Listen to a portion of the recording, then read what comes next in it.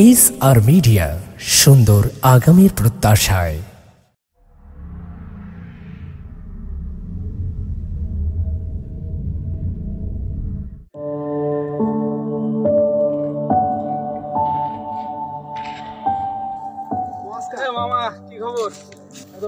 আরে মামা দেখ না কি অবস্থা, দেখ করোনা ভাইরাস তো এখন বাংলাদেশে চলে আসছে। বলিস সত্যি নাকি? হ্যাঁ দেখ না। আরে আল্লাহ, কি অবস্থা বাংলাদেশে। দেখ না, দেখ দেখ তুই দেখ, কি সত্য নিউজ।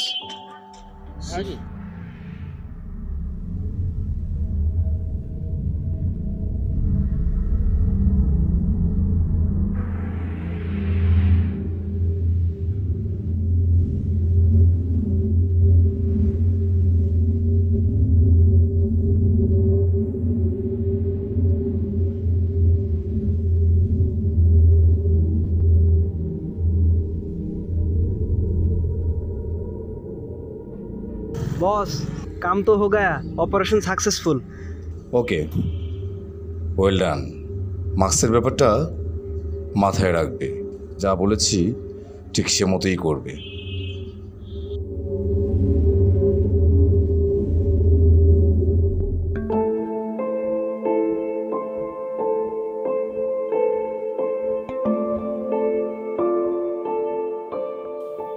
স্যার, আমার বন্ধুর কি অবস্থা এখন?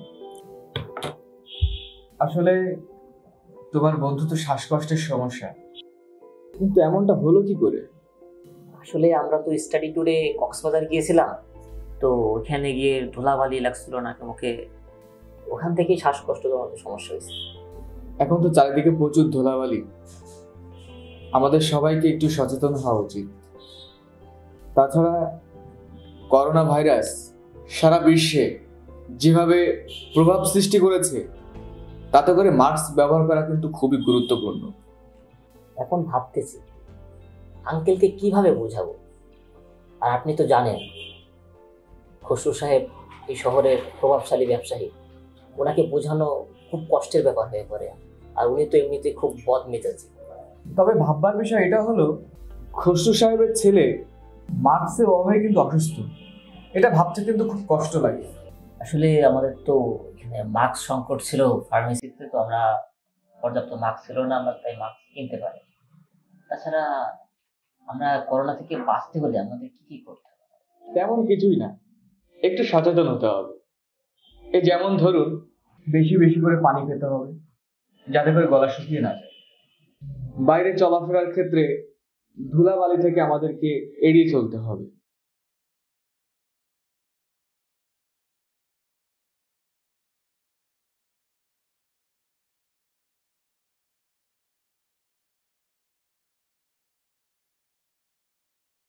কি ব্যাপার, আমার ছেলে করোনা ভাইরাসে আক্রান্ত?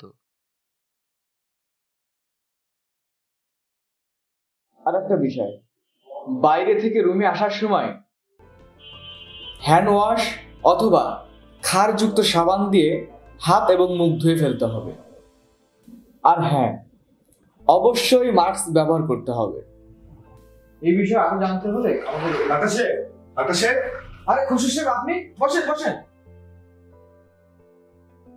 ডাক্তার সাহেব, আমার ছেলে কি অবস্থা? ও নাকি করোনা ভাইরাস হয়েছে? কি বলেন? কে বলেছে এসব? এই যে এ দেখেন, ফেসবুকে তো এটা ভাইরাল হয়ে গেছে, আমার ছেলের নাকি করোনা ভাইরাস হয়েছে। আসলে আপনি যেমনটা ভাবছেন বিষয়টা তা না। আপনার ছেলের শ্বাসকষ্টের সমস্যা ছিল, আর এই ধুলাবালির কারণেই এমনটা হয়েছে। হয়তো বিষয়টা কোন এক পক্ষ গুজব ছড়ানোর চেষ্টা করেছে। আর আপনি তো জানেন আমাদের দেশে গুজবের ছড়াছড়ি, ওর ধুলাবালির কারণেই এমনটা হয়েছে। তবে ও যদি মাস্ক ব্যবহার করতো, হয়তোবা এই প্রবলেমটা হতো না। আচ্ছা তবে আমার জানার মতে ধুলোবালির জন্য তো আপনার মাস্ক ব্যবহার করতো। কি বলবো আঙ্কেল, আসলে আমরা যে মাস্কগুলো নিয়ে গেছিলাম সেগুলো তো ওয়ান টাইম মাস্ক, ওগুলো তো একবারে বেশি ব্যবহার করা যায় না। ওখান থেকে একবার ইউজ করে ফেলে দিয়েছিলাম। তো কি হয়েছে? একটা নষ্ট হয়ে গেছে তো আরেকটা কিনে নেবে। কি বলবো আঙ্কেল, কিন্তু আমরা ফার্মেসিতে গিয়েছিলাম, কিন্তু ওখানে তো ফার্মেসিতে বলতেছে খুব বেশি মাস্ক নাই, বলছে করোনা সংকটের কারণে নাকি মাস্ক পাওয়া যাচ্ছে না। ও শিট, আসলে আমার কারণেই আজ আমার ছেলের এই অবস্থা। মানে এখানে আপনার লোভের কি হলো? আসলে অতিরিক্ত লাভের আশায় আমি করোনা ভাইরাসকে সুযোগ মনে করে মাস্ক গুদামজাত করি।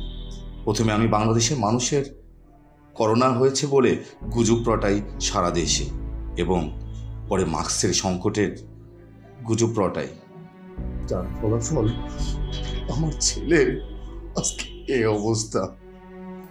কেন হলো?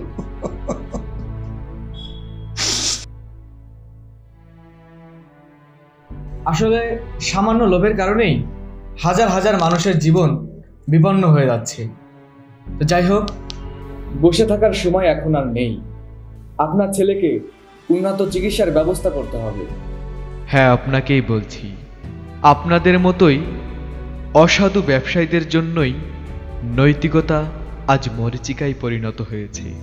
মনে রাখবেন, আপনার দ্বারা আক্রান্ত ব্যক্তিটিরও পরিবার আছে, হয়তো আপনারই মতো, হয়তোবা আপনার সন্তানের মতো তাদেরও সন্তান আছে, বাবা মা, আত্মীয় স্বজন। সুস্থ দেহে অসুস্থ মস্তিষ্কে তাদের অসুস্থতার কাতর না বুঝলেও তাদের জীবন নিয়ে কখনো খেলা করবেন না। আর আপনাদেরও বলি, আশার বাণী শোনাতে না পারলেও জনসমাজে গুজব রটিয়ে আতঙ্ক সৃষ্টি করবেন না।